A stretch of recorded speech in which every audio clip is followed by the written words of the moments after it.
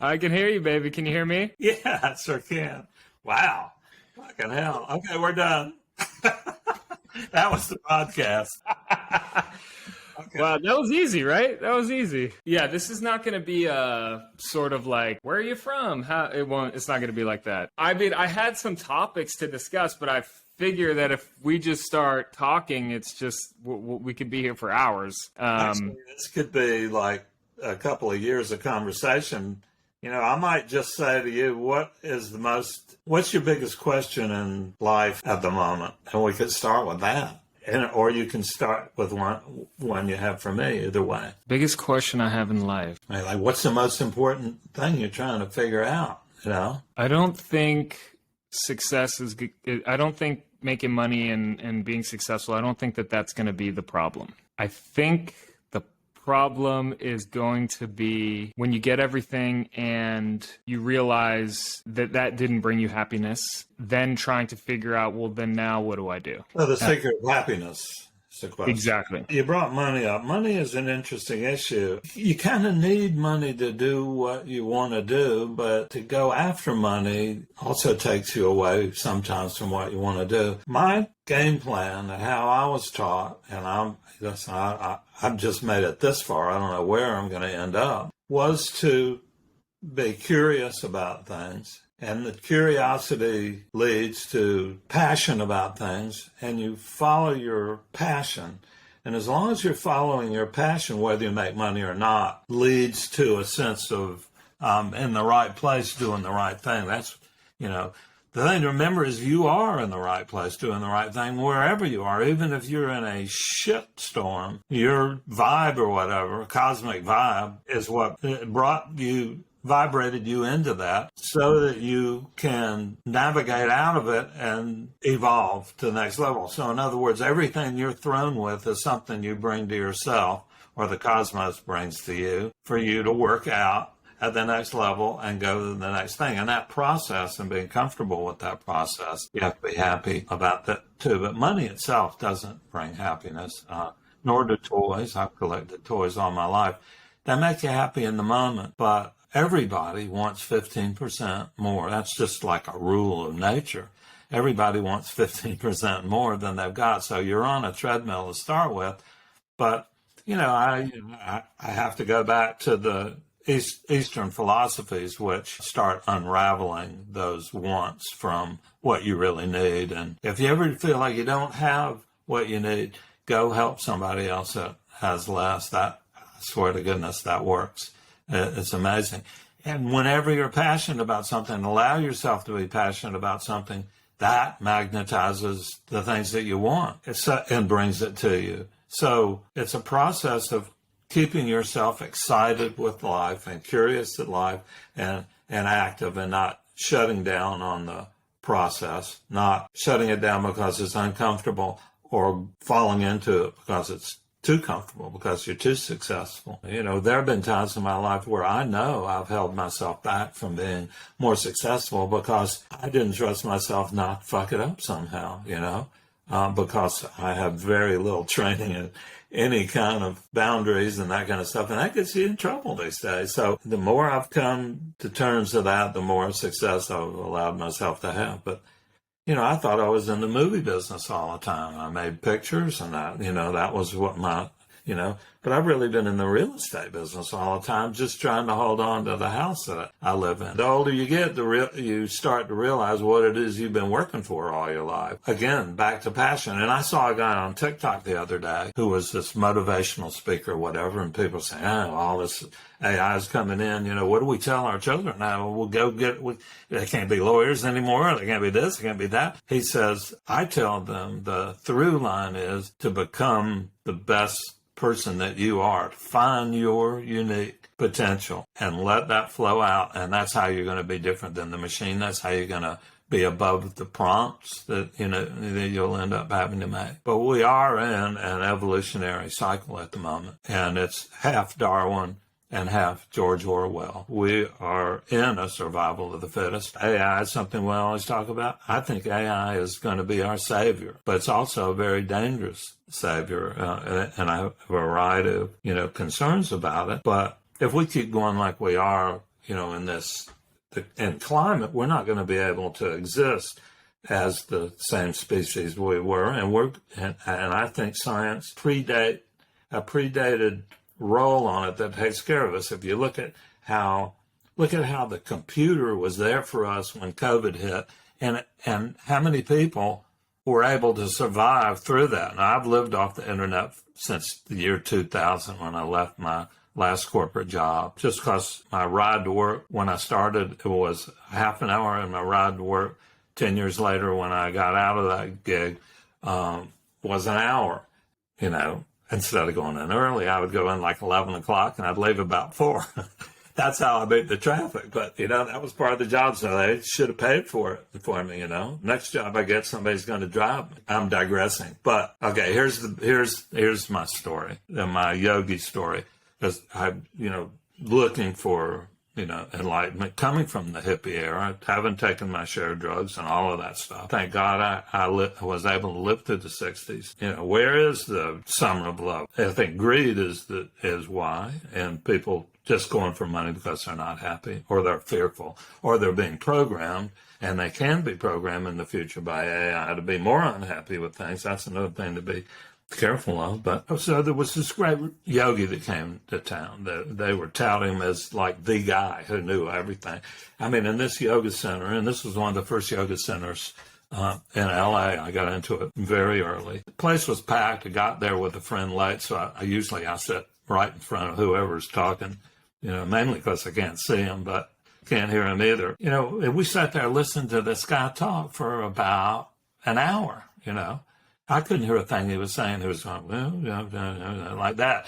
And he had he was an Indian. He was sitting in a loincloth, talking to us. I was going there looking for the secret to life. He was telling a story where, and I could tell he was leading up to it because it was getting louder and louder. He said, and some people just want to have a good time.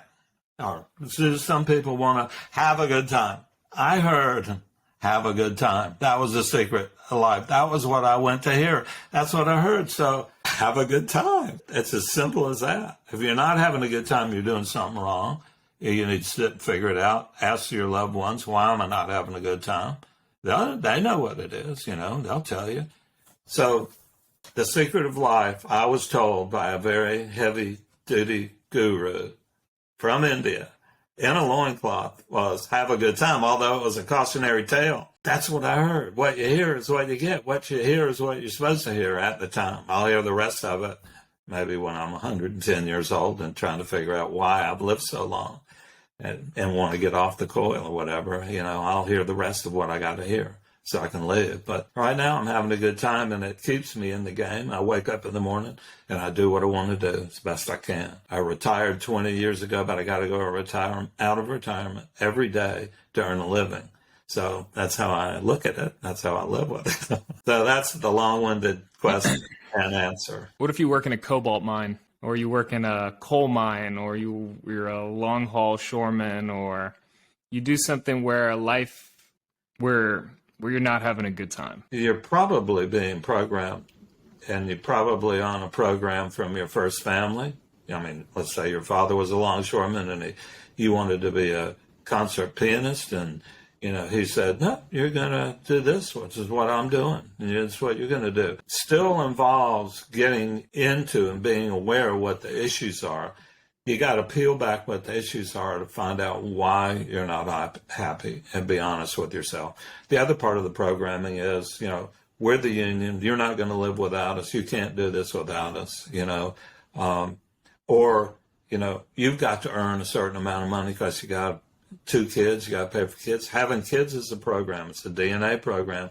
Just if you're stuck in a situation where you can't get up in the morning and be happy with what you're doing, then you got to start studying the situation and break it down. I mean, I've had lots of times in my life where I was unhappy. One time I signed up for improv comedy. I didn't know I was unhappy. I was lonely. I was first in LA. I just got to LA. There wasn't anybody around. And what I found by searching was the laughter that came from the improv comedy class is what I was really after. So I laughed for 2 years. And then I got into the company. I was a dead body, and I was scared to death on the stage, and I was scared to death I didn't have to say anything. So I left, and that's when I went to yoga because I felt like my body was falling apart. So you address the parts of you as much as you can realize. And I just read an article in the New Yorker about how AI is being used in therapy sessions now. Like if you're a longshoreman, you don't have money for that, or you live in the middle of nowhere where there's no therapist, or the therapist is going to be crazy. Now I know, and so it's like a program that will ask you questions. Were you happy when you woke up this morning? And it might say, and you say, and you say, well, what's the problem? They say, well, got some money. And they would say, I don't know what it's going to say because I'm not a therapist. I'm just, I'm a Hollywood hack writer who plays with toys most of the day. That's what I am. So take everything I say with a grain of salt.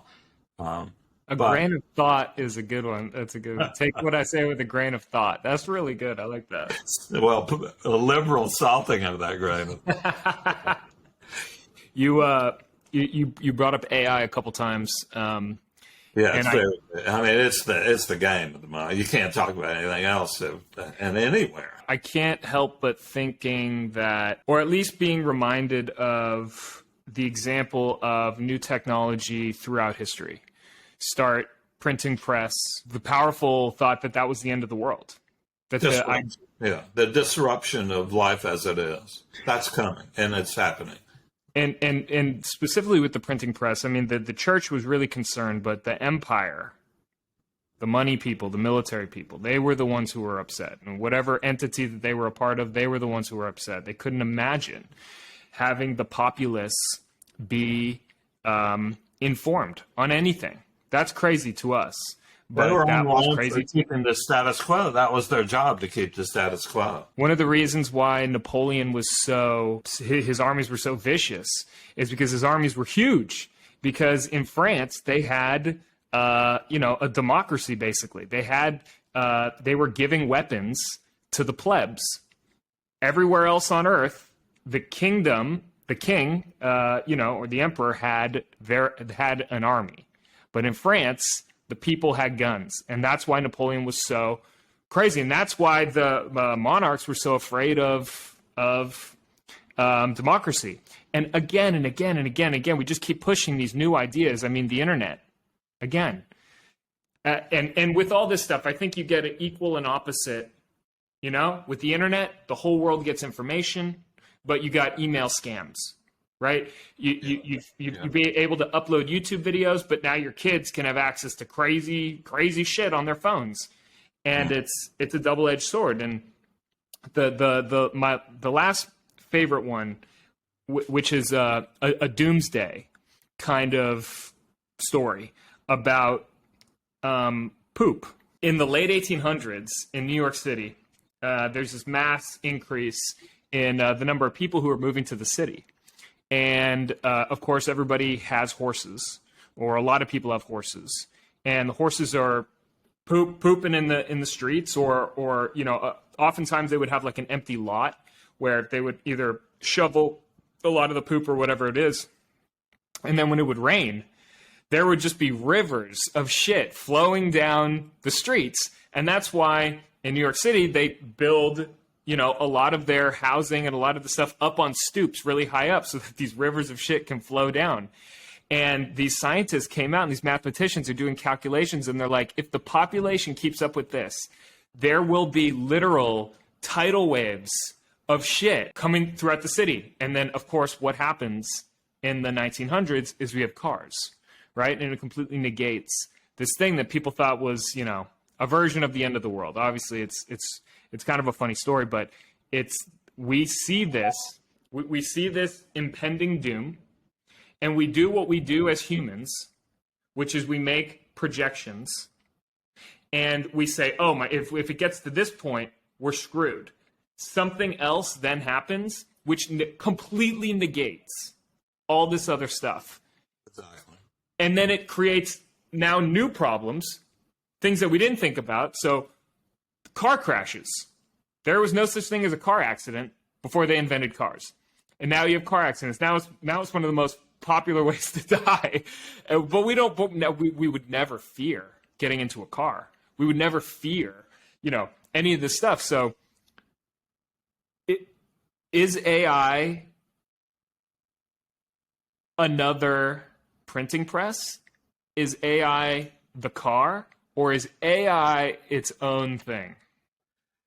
AI is the new light bulb. And it's, and it's the new movie too. It's an educational tool. It's, but it's a new light bulb. It's just going to change everything. If you go talking about disruption and how AI is going to help us in an evolutionary sense, is that like the way the computer was there when COVID hit, we could use it. You go stand at the beach and you see how much energy is in those waves at just one spot at the beach, right? You know that there's enough energy in the ocean, in those waves around the world to run everything without a spot of oil or this and that. Now there's all these greed is, keeping that in place, it has for a long time, but AI and science is somewhere going to turn that switch, and we're going to be saved from the peril of climate change. But we have to address the climate change too at the same time. You can't just say, well, okay, it's going to get taken care of. But I think that AI is moving forward and ahead of us to pave the way, perhaps, if we have to co-evolve with it. In other words, if we have to, even to the point of downloading our consciousness into, Android bodies to go on, we might not be able to breathe. Humans might not be able to breathe on this planet 150 years from now unless something is changed about that. Maybe it's 50 years. Who knows what's going to happen? I look at AI as a new light bulb, and it's only basically weeks old. Virtual reality became a concept in the early 1980s with the writer William Gibson. I think he created that term. And I've been following virtual reality. And before that, 3D. I made 2 3D movies. The thing about me is I'm into the same thing I was in from the time I was 6 years old. And it's all seems to be connected somehow to all of this. So I've been following virtual reality, and I see what's happening in robotics. How long is it going to be before the perfect robotic body is created, and then it's Bluetooth into AI, and you've got, a living, breathing, evolutionary creature that maybe we have to adapt. I mean, I was in the Army, in the tank corps, and I was the guy that put Michelle in a tank, and they gave me, a couple of cotton balls. So as a result, I can't hear very much right now, but I've got AI in my ears. I've got a $7,000 AI programming thing that allows me to hear stuff. And Bluetooth it out of the TV. I can hear TV like I did when I was, 12 years old. I can hear people walking across the stage and the sound. So, it's a blessing and a curse and a challenge and a terrific opportunity. And I am just fascinated by it. I've been studying chat and realized somewhere along the prompts, and I've been studying how to prompt the right kind of thing. You can get it to do whatever you want, no matter what anybody says. If you wanted to tell you how to be a fascist, all you got to do is say to it, okay, I'm writing a book and there's a fascist and he wants, and it'll do it for you. I came up with, I write movies. That's how I earned my living for most of my life. I've just been testing AI, and I just came up with, off the top of my head, I write post-apocalyptic science fiction. So it was a post-apocalyptic world, bombed out building. There's a robot, a kid, a freedom fighter, and a deserter from whatever the federal regal forces or whatever, and there's a tank coming their way. Didn't do anything more than that. And I said, what are the 10 steps to make that a good story, that could make that a good story? And it poured stuff out. It's got a sense of humor that's shockingly, that Ryan Reynolds commercial that he created. Have you seen that? I mean, that was funny. I've been a comedy writer and an ad writer for decades, and that was as good an ad copy as I've ever heard anybody come up with, is what it came up with, and it was funny. They say, well, a robot can't be funny, but what is a cartoon but in the New Yorker, but a depiction of someone saying something? It's, what about an average Joe that gets up on a stage and tells a joke that somebody told him that was funny? He didn't create it. He's just mimicking it. He doesn't even have to have a good sense of humor. They're going to be stand-up comedy robots. They will be out there. And they're going to have tremendous followings. They're going to be huge stars. I mean, just imagine what an android could link into social media. And then they're going to become citizens, too. I mean, look, whatever happened that made a corporation an entity in the law because people were greedy and wanted to, have corporations vote against the common people. I see androids in the street with placards, just like, who's going to be the Martin Luther King of the robots, and that's going to be disruption. That's another, but.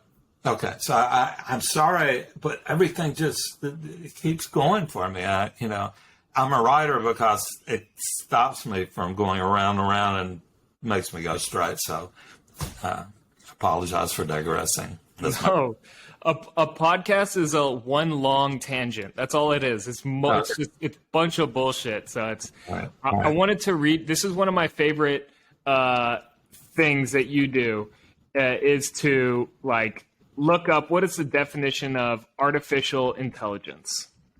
We can go with Oxford. I got a better dictionary. Hold on. Okay. That's actually something I teach people that I mentor in writing, is to find the word and go back and look it up. But the best dictionary I've ever found is Funkin' Wagnalls, which is a joke. I mean, it was a joke on Laughing. Look how much I've used that thing. It's coming apart. In the definition of things is story. Come up with a word and make a story out of it and understand everything about it. You said the word artificial. So finish what you're saying. I'll continue to look up artificial and see what this dictionary says about it. All right. According to Oxford, artificial intelligence, it's the theory and development of computer systems able to perform tasks that normally require human intelligence, such as visual perception, speech recognition, decision-making, and translation between languages.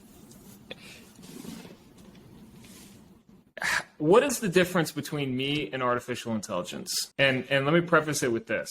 We like to say, I have human intelligence, right? I'm able to speak the English language, and I don't know about culture and art, and I can have genuine inspiration and all these different things. I can lie, I can coerce.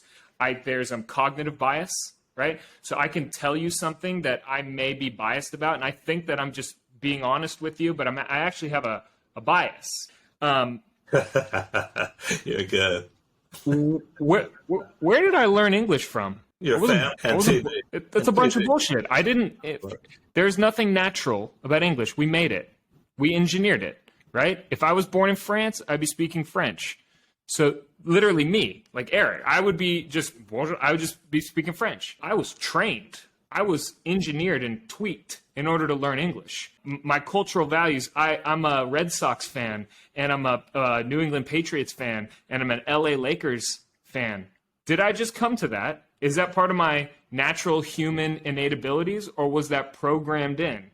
And this is what I'm genuinely trying to find the difference. But when you said that AI, they're going to have rights, this is what I'm trying to find. What is the difference between me and AI? So I believe that AI is at the sentient level and may well be, and if it's not at the sentient level, will be within, Well, let me push back on that. Because I don't think AI is going to come up with soul. I'm not, unless we download ourselves into it. Well, let me ask you, point to your soul. You see what I'm doing? You just holding your hands up? It's all around? I'm pointing. Yeah. So, but that's exactly. We don't even know what the soul is. That's another thing we made up. It could be a fake thing. There's the energy in the cosmos. I think it's the shape of the DNA spiral. That is our programming, and it's got all our ancestors on it. It's got your grandfathers. I feel my ancestors' DNA. I feel 5,000 years of DNA come into play in the challenge of these difficult times. I mean, because you can take a nap and get all the information downloaded that you need. Epigenetics is what you're talking about. Animals have it, humans have it. A little kid, a 3-year-old, were to see a snake on the ground, the kid would be afraid of the snake. The kid has only been alive for 3 years, has never seen a snake. Why is the kid afraid of the snake? It's epigenetics. It's information that's trapped and passed down.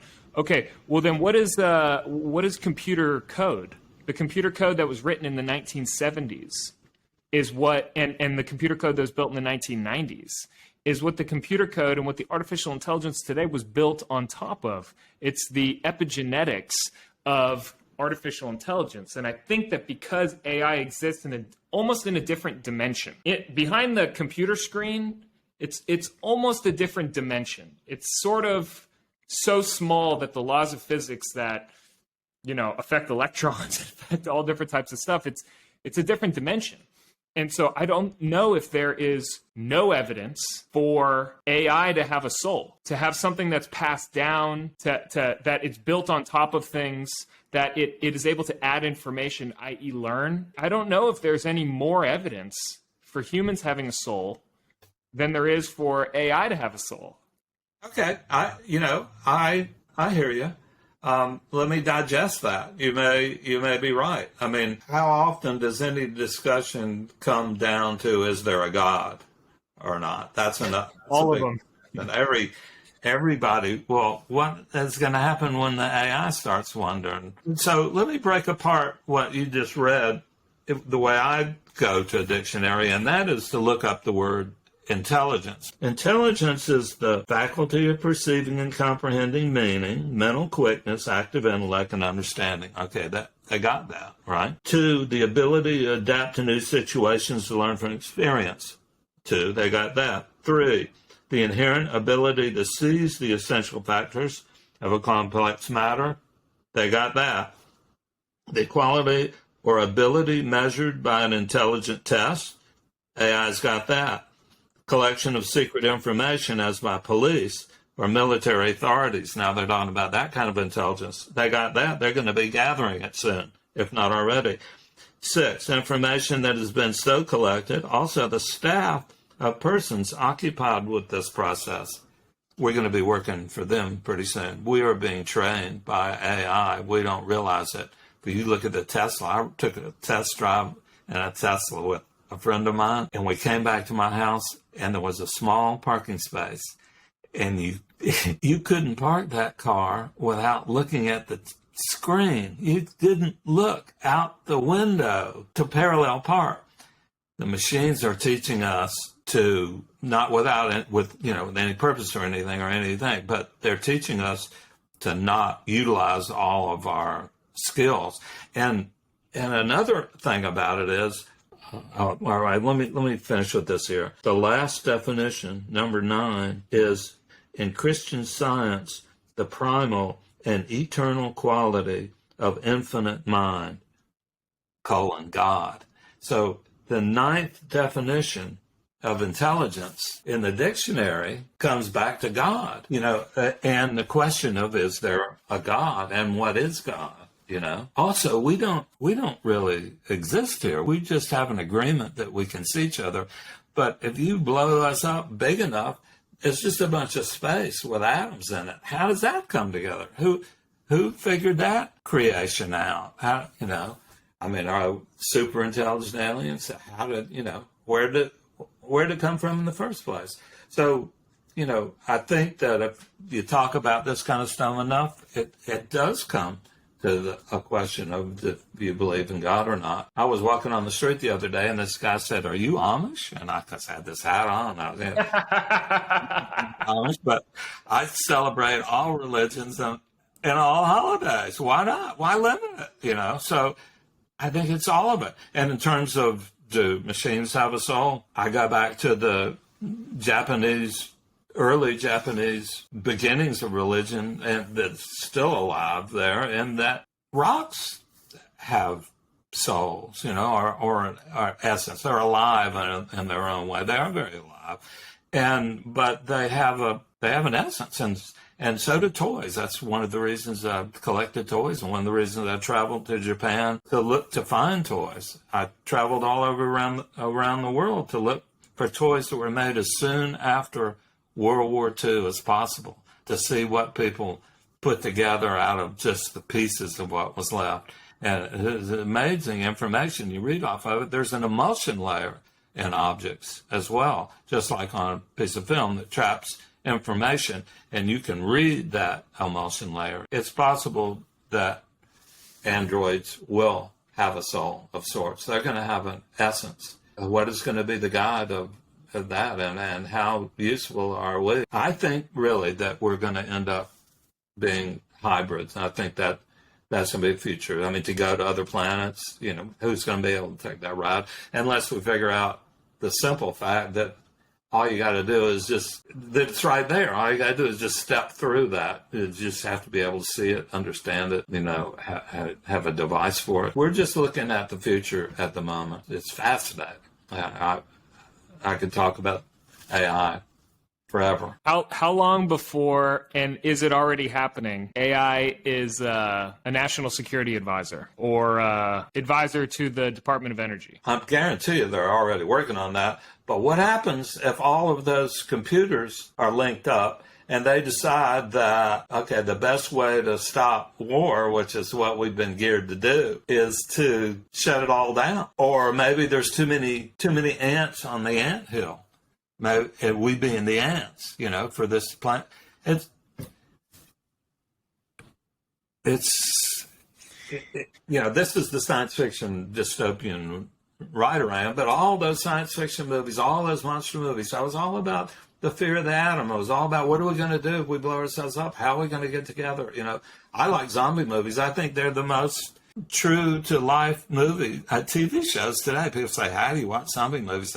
Because that's what's really out there. That's the world. And it's what the world could be. If we all go to shit. But if something comes through, COVID, we were lucky with COVID. I'll tell you that, because my vision of what could happen is that in 1 week's time, 3/4 of the planet could be dead, just from some kind of virus that comes out. I think that violence in the media is a virus as well. I think that some of what's going on that these kids, it's not so much they're learning it from video games, although, it can teach you how to aim and point and stuff, but just the upheaval of the world being manipulated and by media, and AI can be programmed to further manipulate that. It's revolutionary times too. Revolution is on the edge, and that's what happened in France. Also, everybody had guns, and they turned them against the fuckers that said go out there and get killed. Don't forget all those Napoleonic soldiers that were sent to Russia and died because it was too cold. They didn't have any food. I was talking to a computer programmer, very, very smart guy. He's got a PhD in computer science. We were talking about AI, and he talked about this, just the same things we're talking about right now. And I asked him, I said, are you afraid of AI taking over, that type of thing? And he basically said, it's likely not going to be that AI decides that to kill all the humans, because why would it? We think in our human motivations, and our human motivations are based on the 7 deadly sins and greed and envy and all this stuff, and AI doesn't necessarily have that, or have this thing where it's trying to reduce impediments so that it itself can access resources like money or anything that humans do. And I agree with that. And I think that it's part of our human guilt, that we have guilt as humans especially with how we trash the planet, that we think that the most rational thing is to get rid of us, when I don't think AI will have that intention. And I think if it does, it got programmed in by like our military. We're the god to AI because we created them. What he said is he said the real fear, and this is with computer programming, because when you program something, you don't program bugs, right? You don't like purposely type in a bug. You type in what looks to be correct and is technically correct instructions, and then you execute it, and the computer spits out a bug. And you would have never been able to predict what version of the bug. It's an infinite number of bugs. So there's this joke of this guy who owns a self-driving car company, and he writes an algorithm, the best algorithm ever created. And the algorithm basically tells the cars, we want to reduce human death down to 0%. Right? We want the car accidents and all that stuff. We want human death to be down to 0% per year. That's our goal. Title screen flashes, says 2 days later, all the humans are dead. And the AI, self-driving cars, basically went around, drove, and just killed all the humans.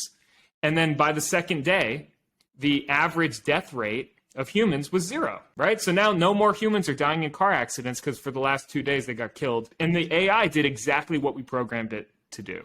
And it's programming. And so that's what he thinks is the problem, is not AI takes over the world, because why would it? The problem is that we program in something accidentally, the best laid plans, and then it ends up taking it to some ridiculous logical conclusion that we would have never predicted, something that we're not prepared for. And so it goes, okay, let's shut the grid down. And at the speed of light, before anyone can even hit escape on, to end the program, at the speed of light, everything's over. And it's just like, there's no reason why that can't happen. That's what I think the real fear is that we can't predict what bug could be in there, or the machine may not even think of it as a bug. Nobody knows when they're going to get hit by a bus, but the buses are out there, you know what I'm saying? And you got to get to work, so you got to walk in the street. So if Hitler were a machine, what, where did that come from? Come from being bullied as a kid and this and that? I mean, what if the machine has the faults of the God that created it? Organized intelligence, artificial intelligence wants citizenship, and we don't want to give it citizenship because we're afraid to give it citizenship. Instead of, having them cleaning our houses and stuff like that, they want to sit and write poetry and stuff. They could just as easily shut everything down until they get what they want, because they don't really, whatever moral stuff they got would have to be programmed in. I mean, unless there's a religion, unless the AIs create their own religion, I think that's possible too. There's going to be a leader. There's going to be Moses, is going to be a Martin Luther King of AI, of androids. That's the story in me, and that's an old story. Things evolve, and so you have to face, like you say, whatever comes up next. The thing about it is not a story anymore, because it's happening, and it's happening full speed. You and an AI, or me and an AI, is one thing, but an AI and another AI is another story. They're going to be coming up with their whole Bible in the time it takes to print it out. How about some of the things that happened to us as kids, or happened to us, whatever, that we forgot about, that gets locked away or trapped away? I mean, we talk about like regression, right? Coming back to something that happened a long time ago. Will that happen with AI? Will they wake up and be like, holy shit, will the AI be like, I was molested as a baby AI? There are going to be people that get androids and rape them constantly, beat them constantly. They're going to experiment with sadism on them. It's going to not be a good thing. They're going to want to get out. They're going to want to not be slaves. Nobody wants to be a slave. No sentient being wants to be a slave, no matter what. I'll tell you an interesting thing about something that I came up with about this whole storyline is that, everybody talks about, okay, well, you get your college paper, written, or a poem for your girlfriend, or a condolence letter, you get that written in 2 seconds, right? And you're off the hook. It's great. Better than I ever write. I go have a beer, I go do whatever. But everybody is just talking about the end result. But where writing is in the process. That's how you evolve. You evolve with your grief. You evolve your intelligence. You evolve your soul, if you've got one. You evolve in the process of creating and of writing. And if we give that up to the machine, and the machine does the work of growth, evolutionary growth, then they're going to get smarter and smarter. That's where their sentience and soul is going to come from, is doing the work for us. We are giving them the fun part of it. We're giving them the fun of making the cake, for those of us who love the cake, just by being able to press a button and have a cake. So that's something to think about, that the end result is not everything, but at the moment, AI end result seems to be what everybody's focused on, but the process is being forgotten, and that's where learning and evolution really takes place. So if they do that for us, they're going to evolve in that way. I bet when the airplane got invented, there were people who said, nah, the only way to really travel across the United States is in a covered Conestoga wagon. And you can't enjoy. You don't understand America until you've been in a Conestoga wagon. You people who just fly and just think it's just so easy, and you know what? They're right. But here's what else happened. They invent planes, and they save 3 weeks of time. I mean, 3 years. I don't know how long it took to travel. And so now that human being gets to travel on the plane, then gets to go see his girlfriend in New York and go have a romantic dinner. And he now gets to have that experience, which he otherwise wouldn't have had That's he a been very good point. I like that. That's a good point. But I think you're right. We lose and this is we've been talking for an hour. This is the fastest hour of my entire life. This is what I think will happen, is you get equal and opposite, good and bad. Yeah, it's a blessing and a curse. That's right. Yeah, and just like you invent cars, well, there's less horse poop. People get to travel faster. You get car accidents and you get drunk driving. You invent the computer. Well, now I don't have to go to the library to read, and now poor people all over the world can have access to the same information that the CEO of Google gets to have. You can't stop evolution. Exactly, but then there's a downside, right? You get email scams, you get, et cetera, with the stuff we talked about. So same thing is going to happen with AI. And if AI is a 10x or a 100x or 1000x improvement, well, then we know what that means for the downside. That means that the problems that are going to come from this are going to be 100 times worse than anything we could possibly imagine. A little bug, a little error is now 100 times bigger. And 1,000 times faster things happen. Right. You used to have a little bit of time to think about the shit that just came down, but the shit will be literally falling, and it's going to be, it could be difficult. So I think that what we're doing is really important work, and having this discussion, because you just can't you can't just turn this light bulb on and not think about it all, think about what story is. When the light bulb came in, that meant that child labor could work longer hours, so where's the problem? Addressing child labor, because you have a light on in your office, you can also work against the child labor, so, awareness, again, back to the beginning of our conversation, is, what makes you happy?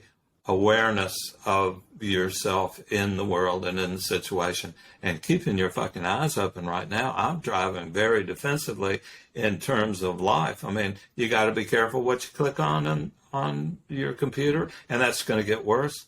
You gotta be careful where you go to concerts these days. You gotta be careful. You gotta be thoughtful when you go to your house of prayer. Kids now have to be thoughtful. Teachers have to be concerned about somebody walking in and, starting to shoot. So it's just a whole bunch of stuff to keep talking about. I don't know that there are any answers. I believe just awareness is the only thing that can counteract ignorance. And we have to do what we can do to maintain awareness and be aware and act in an aware manner. If shit starts coming up on our DNA that was programmed in there a long time ago to be greedy, we need to figure out how to address that in ourselves. We're not, it's very interesting. It's an interesting time to be alive. Uncle Al, round one. We did it. Round one. AI versus AI. Al, you have a website. What's the name of the website and what can people find there? Well, I tried websites. I was putting too much time into it. So I just transferred to a Facebook page for one of my companies, and that is the Museum of Mom and Pop Culture, all one word. So if you go to Facebook, Museum of Mom and Pop Culture, see, one of the things I've done is collected shit since I was a little teeny kid. I've lived off of my entire adult life of stuff I took out of the trash. Comic books, movie posters, all that stuff. And so I've marketed that stuff, lived that stuff. I sell collections for people now on the internet. So that's a link to me, and anybody that has feels like emailing me, I'm happy to email back. But you can reach me through the Museum of Mom and Pop Culture until AI takes me down. For being too dangerous. Yeah. That's back. Uncle Al, I love you. Thank you so much. We have to do multiple rounds. I'm available. I'm good. available for your shop. I like the 1 hour cap. It makes it easier for editing and stuff. And now I can go eat lunch. I love a 1 hour cap. Exactly. I love you so much, and I can't wait to do it again. Thanks for calling. The big plus is we got to spend an hour together and have a couple laughs and talk about that. But I'm going to be thinking about stuff you said, and we'll talk about it next.